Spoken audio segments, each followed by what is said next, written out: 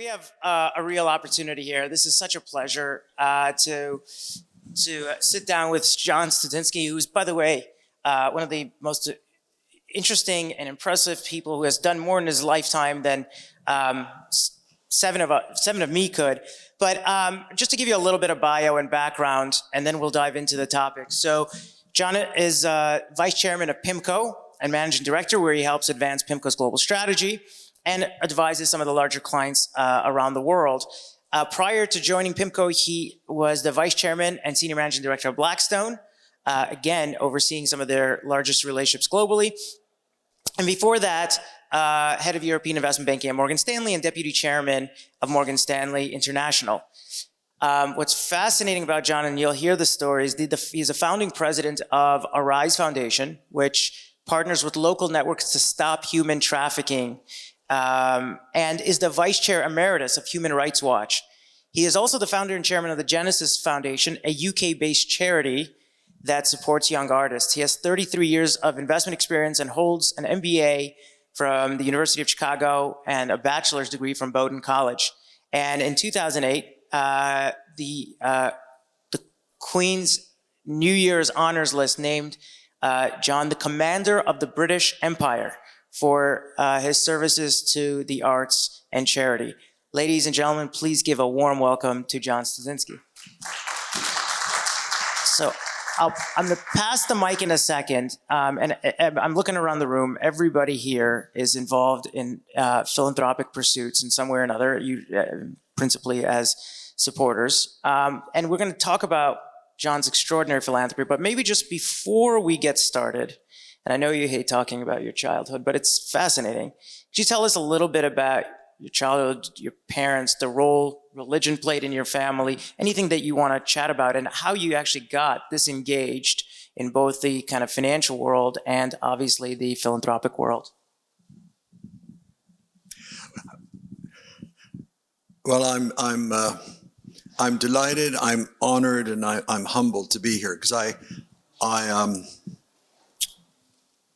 I don't like talking about myself, but having said that, we're here, so it is what it is. The only thing I would want to say about my childhood is my parents, I'm first generation American. My parents came over on Ellis Island, through Ellis Island. I grew up in a very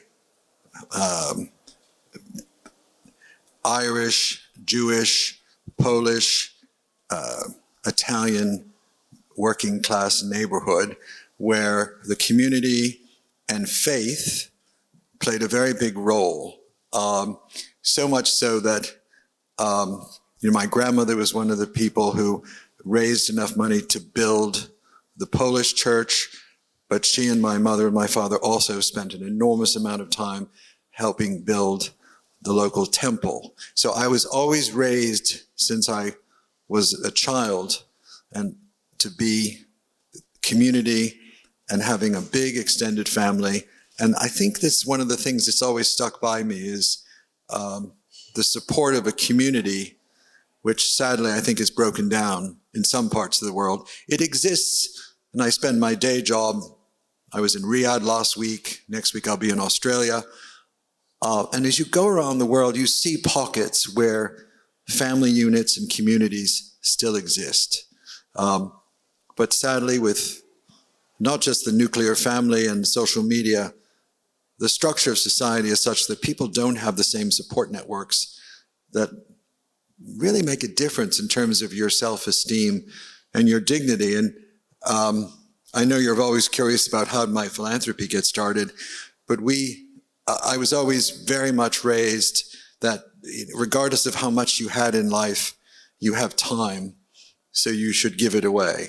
And my mother, who worked in the medical profession, she early on taught me, I was curious, she would go on Saturday evenings to run a very large soup kitchen, and I said to her, well, why can't I come at the age of 5?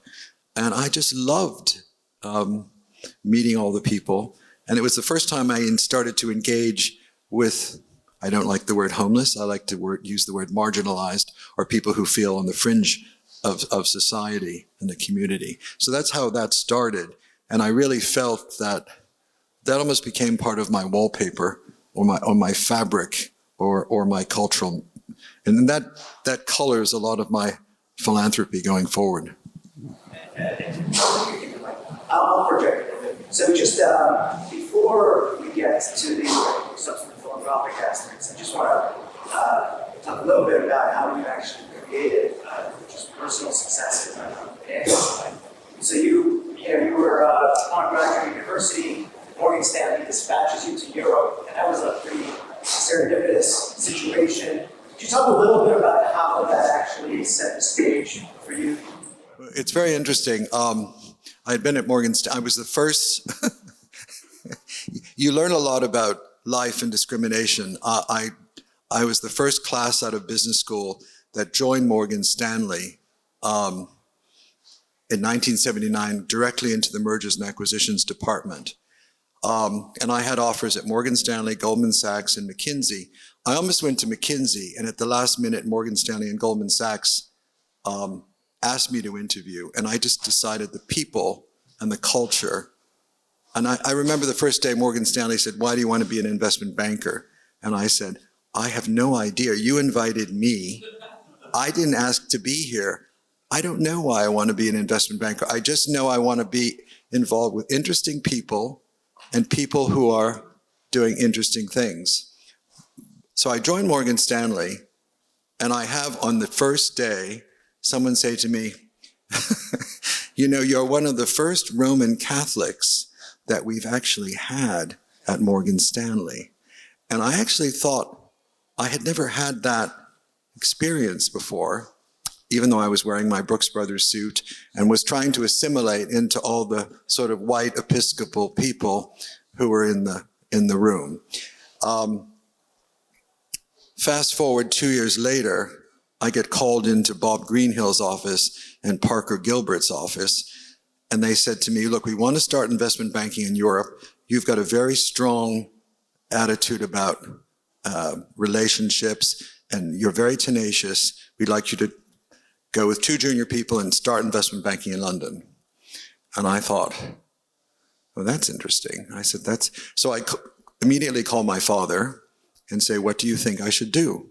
And he said, "Well, the number of times in your life that someone will offer you something that you didn't position yourself for or hope for is probably 5 or less. So don't overanalyze it." And I say this to my own 3 daughters today because they tend to overanalyze everything. This generation spends half their life looking at tail risk hedges and overanalyzing things, and they shouldn't.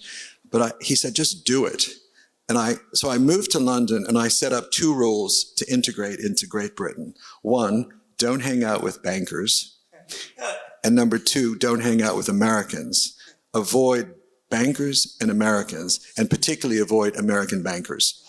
And amazingly so, 2 or 3 years later, I became very assimilated into European culture. And to a certain extent, given my roots, it was like going home. It was really going home.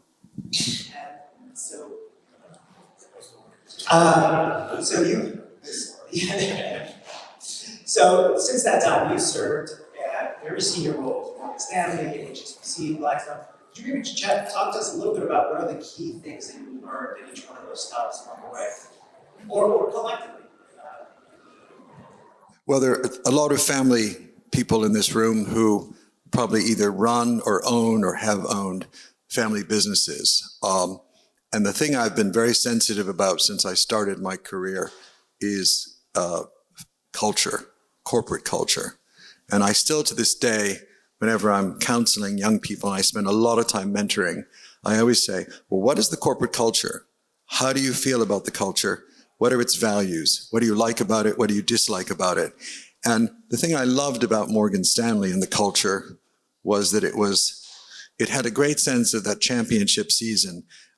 All very bright people trying to expand their footprint in the United States and now internationally. And there was a great collaboration, and it was a small enough firm so that everyone knew everyone's name, and it was flat. And what I learned was, and I say this to everyone today still, when you're building a business, if you knock on the door 19 times and you keep knocking, it'll ultimately open by the time you get to the 20th. Never, ever give up, because don't have your ego. And one of my great heroes is the Spanish 14th century mystic Teresa of Avila, who said, "The devil enters your soul through your ego." And one of the big mistakes you can make in building a career is to let your ego play too big a role in whether you're trying to build a business, manage difficult, talented people, or trying to deal with challenges.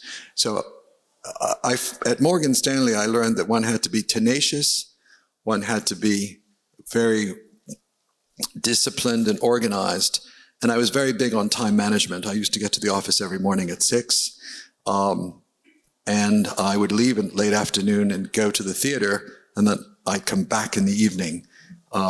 Because those are the days when you actually had to take things out of typing and edit them. You actually had to get a calculator and add the columns. And I remember one day,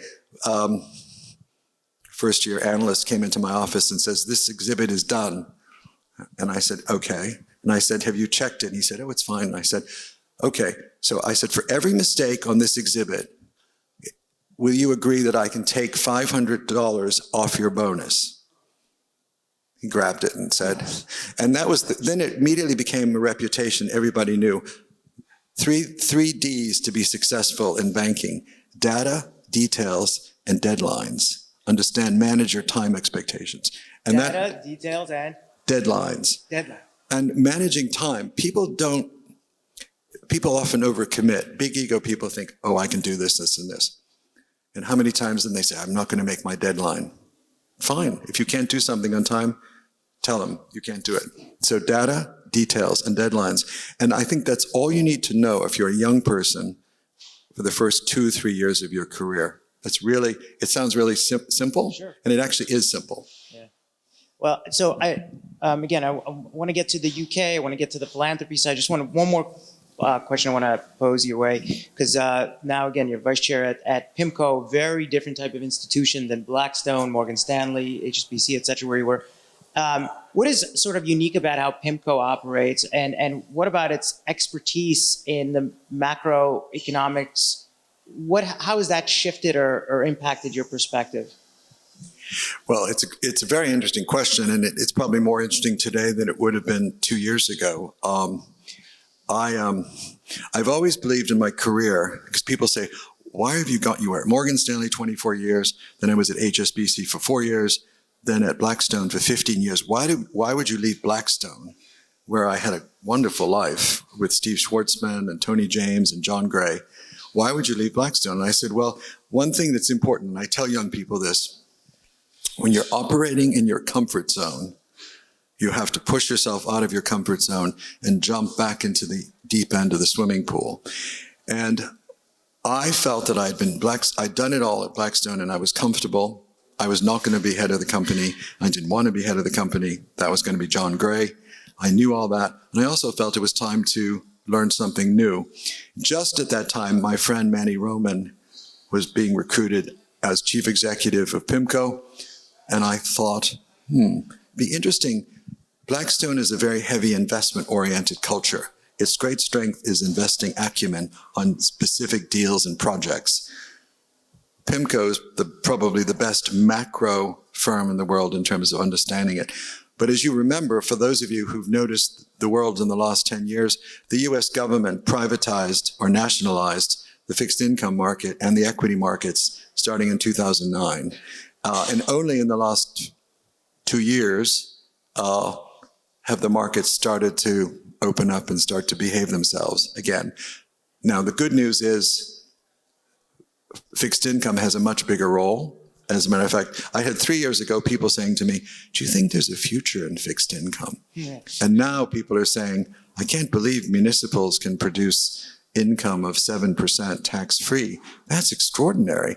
And some people's portfolios have only one thing that produces income right now, and that's fixed income. But to answer your question, I went around the world and I asked sovereign wealth funds that I respected, Mo, in Singapore, in Japan, in Abu Dhabi, and here in Toronto, CPPIB. I said, who do you respect in terms of macroeconomic investing? And they said 3 firms, Bridgewater, Goldman Sachs, and PIMCO. And I said, well, that's good. So I decided time for a change. Yeah. And I've now just finished my 4-year anniversary, and it couldn't be better. Actually, in this environment, it's particularly compelling. Yeah. By the way, just a quick comment. There's a few chairs here in the front, and a chair, I think, or 2 over here. If you don't mind, Terry, if somebody could, I guess, just to bring back so that nobody has to stand. So, John, you live in London. Well, actually, I guess you split your time between London and New York, if I'm not mistaken. Yeah, I live in a seat in an airplane most of the time, Okay. but that's right. So, outside of the seat in the airplane, I'd just love to hear your thoughts on the recent political turmoil in London. What's actually happening? Where is it going? What do people on this side of the Atlantic fail to appreciate about the UK and its prospects? Yes, that's a very interesting American type question, because the people in the rest of the world would look at America right now and say, America's on the brink of a civil war. And this is the most disruption America's had in 100 years. The UK and America, and a lot of this is triggered by social media, all the algorithms that manipulate populations and everything else. But one of the things we're very concerned about, I think almost everyone in this room, is the role and the breakdown of liberal democracy in the free world, and how that's being challenged by authoritarianism, various forms of authoritarianism, which you're seeing. And I'm not just talking about President Xi or Vladimir Putin or Erdogan or Orban or Bolsonaro. You've got a lot of variations of authoritarianism.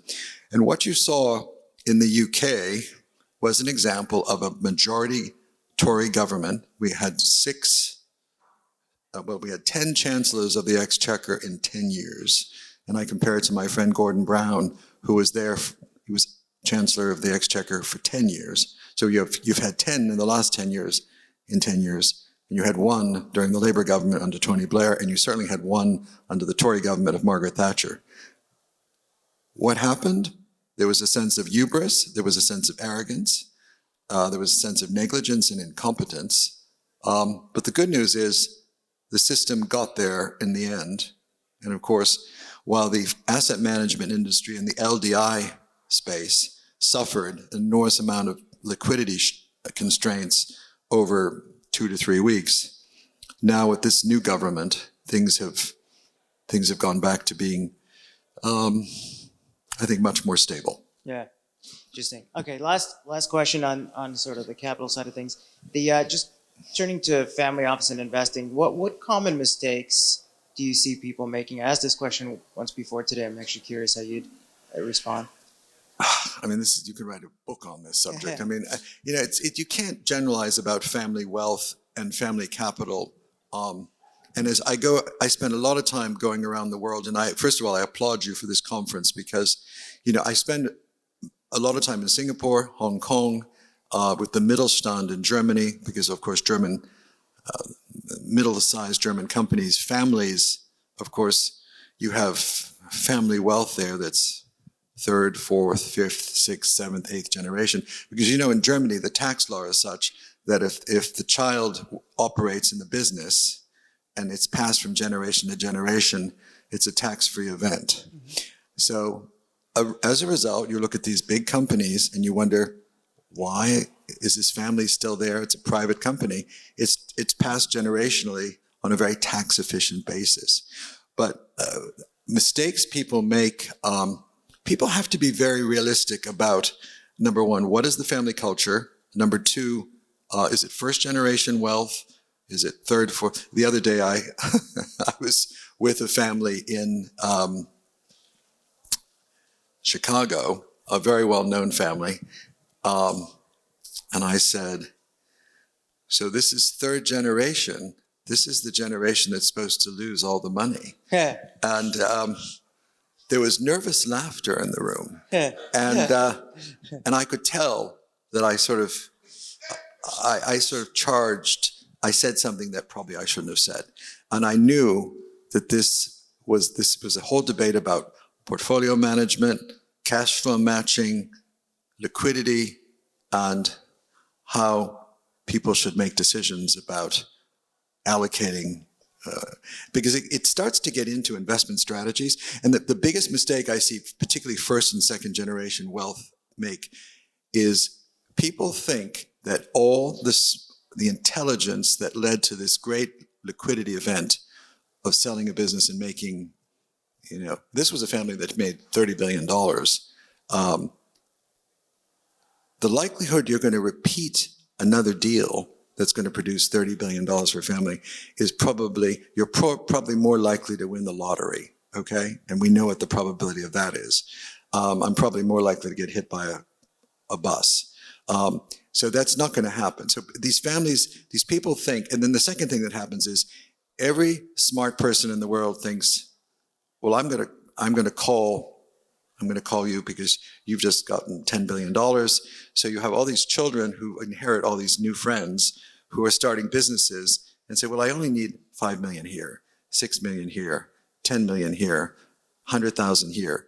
And there's no structure. So the biggest mistake is there has to be a structure that's apolitical, that's fair and transparent to the entire family so that everybody's treated fairly. And when it comes to deciding how capital is invested, and then of course, if you have funny money, if people want funny money to invest in, some people want to invest in a football team. That's fine. I have a family that I work with a lot in Switzerland.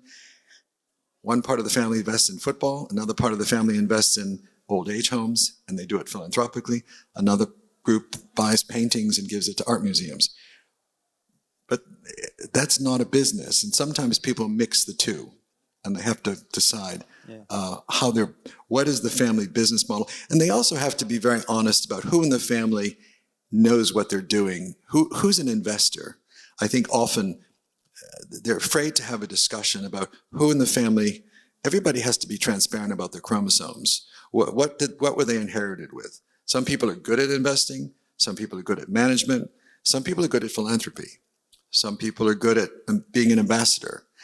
And it gets down to your skill set in that family group, and decide what you can manage yourself, what you're going to outsource, and then what role the family is going to play generationally in the family. And if that's all transparent, it's fine. I think the biggest challenge, I'm talking too much, but the biggest challenge I have is in third, fourth, and fifth generation, where you start getting families where cousins, second and third cousins don't know each other and don't spend time together, where you really run into very different, because the culture that I talked about, the culture's changed a lot. It's one thing if you have 6 children or 4 children growing up in the same house or in the same town. It's another thing if people are growing up, some in California, some in Florida, some in Chicago. Yeah, no, I think that's incredibly salient. I would wholeheartedly agree. Just veering to the philanthropic side of the equation. So, you've had your philanthropic focus on the arts, on homelessness, on human rights of various sorts, and you've even funded 2 foundations, the Genesis Foundation and Arise Foundation, to focus on these respective efforts. Maybe if you could share with us why focus on these areas and what do they have in common, if anything at all? Well, the core of all my philanthropy is the nurturing and protection of human dignity. I always believe that everyone, you see the face of God in the dignity of an individual. And whether it's a very, very beautiful, successful, talented person, or whether it's someone you meet on the street who is begging, everybody has the right to have their dignity respected as human beings. So early on, we talked about the homeless and working with marginalized people. I spent a lot of time on Human Rights Watch. I brought Human Rights Watch to Europe in terms of London, Brussels, Moscow, brought it to Japan, Hong Hong Kong. We tried to register it in Beijing. They've never said no, because of course the Chinese government never says no, because they know that becomes a publicity event. Yeah. So they didn't say yes and they didn't say no, they just ignored us. But the other charities, the Genesis Foundation, if I asked you, everyone in this room, you all have one thing in common. At some point in your life, someone gave you your first break. Someone gave you a job. Someone trusted you. Someone gave you a voluntary position. Someone gave you a paying job.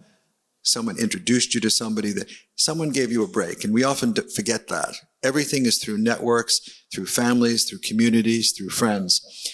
And one of the things I discovered in London is, in the arts world, if you grew up in an upper middle class family, and I had a number of my godparents were famous actresses.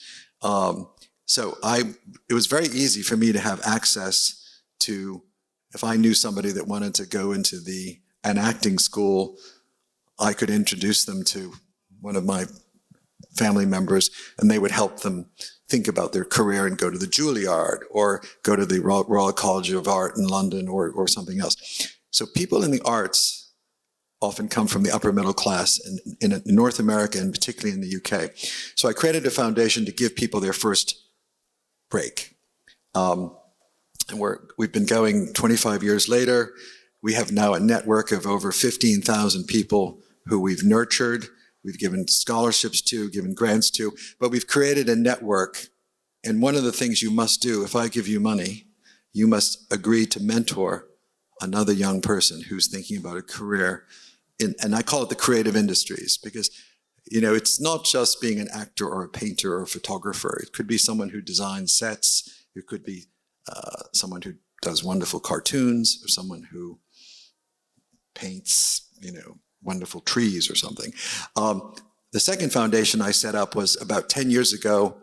I've known all the popes. I've known John Paul II. I've known Benedict and Francis. When he became pope, he called me in and he said, one of the things I really be grateful, since you're very good at organizing, this tells you something, religious women. And he said, we have this group of religious women around the world, about 1.5 million in 90 countries. And for those of you who are Catholic or understand the Catholic Church, the best part of the Catholic Church and the people that really run the Catholic Church, and the best part of it in terms of getting things done, are religious women, not men, religious women. So, and I've said this in public before, so I'm prepared to be criticized.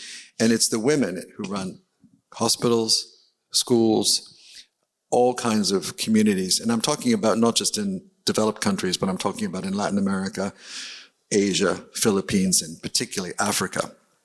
So we have a network of 1.5 million religious women in 90 countries. We're endowed, and we work on rescuing, rehabilitating survivors from modern slavery and human trafficking. And I wish some of you could come and spend time with these religious women, because first of all, they're tough as nails. Secondly, they, particularly the ones in like South Sudan and places like that, they speak 6 languages. They could drink everybody under the table in here. And sadly, we haven't had any sisters lose their lives, touch wood, in the last 10 years. We had 4 sisters a month ago in Nigeria kidnapped. But I think the sisters gave the kidnappers such a hard time, because they realized that their focus is on protecting the survivors and actually rescuing people who are victims of human trafficking, that if they lose their life, it's a gift to God and they're serving God. And that's part of their mission. And when you meet people like that, and you meet people who have a great, strong conviction, and what's interesting about human trafficking and modern slavery is, I was talking about this to a group this morning in Toronto. I was saying, well, there's a lot of modern slavery, in Toronto. And people say, are you kidding me? No, of course not. Or in New York City. I said, are you kidding me? We busted, with the district attorney of South Manhattan about 3 months ago, a group of 12 nail salons on the Upper East Side of Manhattan, and we discovered that these were all women who were smuggled into New York City. They were working during the day in the nail salon, and at night they were very expensive and heavily brutalized sex workers. And ultimately, we used data through credit cards to figure out what was going on. So this is going on. And when people say, well, not in my law firm, not in my accounting firm, and I say, oh, really? Tell me who cleans the floors at 3 a.m. Do you know who hires them and who pays them? Because you might pay the cleaner, but you need to sort of ask the question, does the cleaner actually pay the people who are doing the work? And are those people, are they modern slaves? So it exists everywhere. I mean, Wow. so I can talk about this. One of the things I'm doing right now, I've just been asked to chair with Mary Robinson and Theresa May a commission for the United Nations on looking at supply chains and the relationship between supply chains and modern slavery, and making companies like Apple, for example, who make your mobile phones, having to have more transparency about who are all the people that make those phones, and can they be absolutely certain that they're not made by slaves or prisoners or children in places like China, for example. First of all, huge kudos. That is It's a big problem. It's not going to go away soon. No, so but it's incredible that first of all the time, energy, effort, and mobilizing this resource, this untapped resource, to be able to kind of help eliminate this terrible situation. So thank you. Just I guess would love to shift into, because you have been so seasoned and you've done so much, and we could all tell how accomplished you've been in this philanthropic sphere and obviously also the commercial and financial sphere. What advice or perspective might you offer to families that are thinking about ramping up their philanthropy? And I'm talking about more than just writing a check. Like, how should families that want to be philanthropic and want to do it in a more intelligent, more thoughtful way, any frameworks, any advice that you might have for thinking about that? I love to talk about this subject because I think philanthropy is one of the great gifts that everyone in this room can give. And I hate checkbook philanthropy. It is the worst form. It's something like, I'm just going to write the check. Everybody gets the little request in December 1st or before the tax year ends, and you want to sort of send everybody checks. And I understand that. There are people that need your $100 or your $50 or your $500. But what I tell people is, at the family level, sit quietly and think, what am I passionate about? Am I interested in the arts? Am I interested in things that actually change the world, like education, medical research, human rights, human dignity? Am I interested in issues of childcare? And then decide, do I want to, and then take some time and volunteer. People should volunteer in something and learn, rather than writing a check, you learn a lot. And I try to get young people involved. And I've been a big proponent in schools allocating 2 to 4 hours a week where you let a child sort of, maybe starting at the age of 10 or 12, volunteer and do something. You know, when a child pushes somebody in a wheelchair who's unwell, you'd be surprised what the child learns. They all of a sudden learn they can actually do something for somebody, and the child has a sense of dignity. They actually give someone something. They're not giving them money, but they're giving them their time, and they're giving them their human interaction. They're talking to somebody who might be lonely, who might be... So there's that element. So it's a question of identifying passion, getting people to get engaged with time. If people just want your money, it's probably not a good fit long term. What people really want, they should have you in terms of your energy, and the other word I would use is talent. And when I think about philanthropy, I always talk about, and this goes back to the Old Testament, the 3 T's. Good philanthropy is about giving time, giving talent, and giving treasure. But the treasure should only come later. when you actually decide how you want to invest in time and talent. And sometimes people do the reverse. Now, a lot of you write the check just to tell people to get off your back. I understand that. Sometimes you write a check just to help your family or your friends. That's not really philanthropy. That's what I call sort of social geography. You're just doing that. But that's not philanthropy, because in philanthropy, the art of giving, for everything you give, you get 3 or 4 times back the energy and the passion. And, you know, when I was 17 and 18, you didn't ask me about this, thank God. I worked for a year and a half with Mother Teresa in the leper colony in Calcutta. And she, of course, was the ultimate. She could extract money or anything from anybody. She was brilliant. She was tough as nails. But she said, we must all start every day with washing a floor. So she taught us never to lose your humility in dealing with people. So you kept your humility, but you learned to be open to listening to people and to caring for people. And she was a very good role model for me in dealing with all kinds of people, to the point where you're not afraid of people. You realize that everybody has a story. So for people interested in philanthropy, think about your passion, or what is your family's values, what is your family's company's values, and what is your passion, and what role do you want to play. It's not just about social networking, it's not just about political networking, it's about, I think everybody, if they're careful and they play their hand right, they'll realize they can make a difference in doing something. Mother Teresa taught me something very important, which is you can only change the world one person at a time.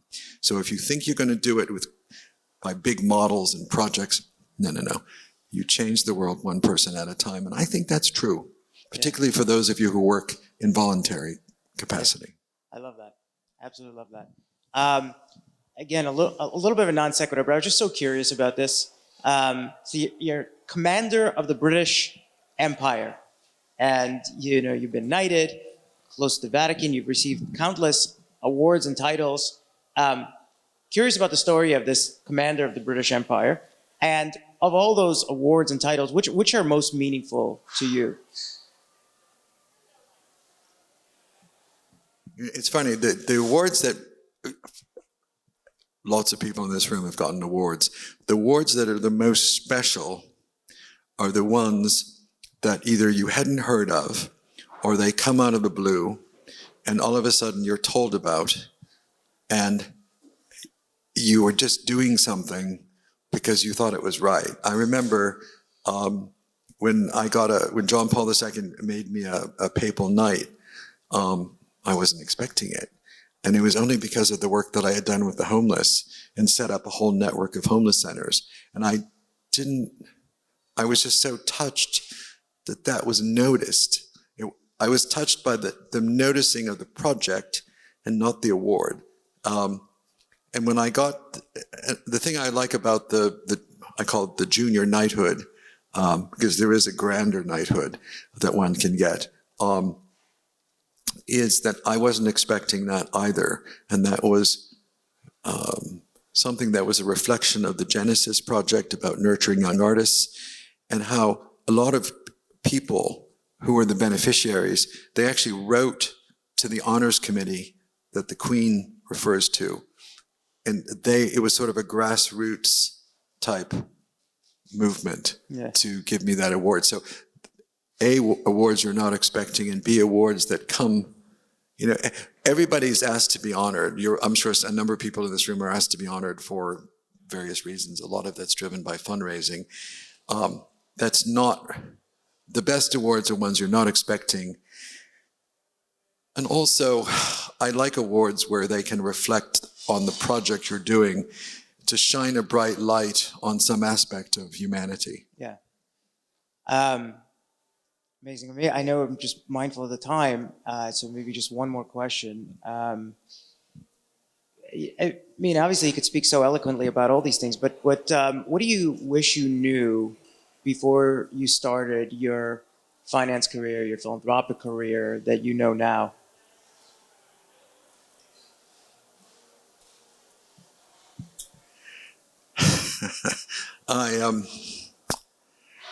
What did I wish I knew?